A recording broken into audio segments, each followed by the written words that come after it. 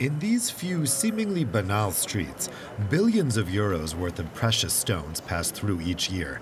We're in the diamond district of Antwerp, where people have been trying to keep a low profile since the start of the war in Ukraine. Around 95% of all rough diamonds that enter the European Union come here in this street, and about 1/3 of those diamonds are from Russian origin.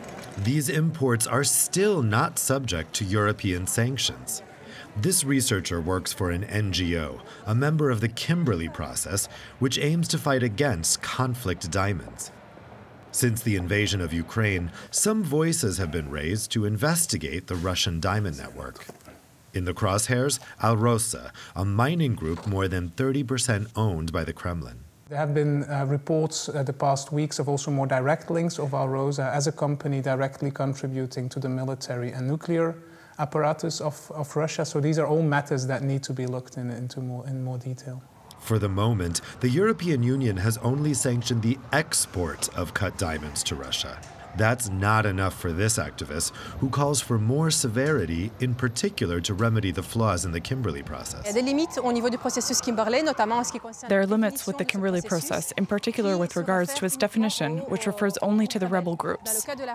In the case of Russia, we are not dealing with rebel groups who would finance the conflict through the diamond trade, but with government forces. But for this economics professor, formerly close to the diamond industry, sanctions would above all punish the European sector, which already faces strong competition from other countries.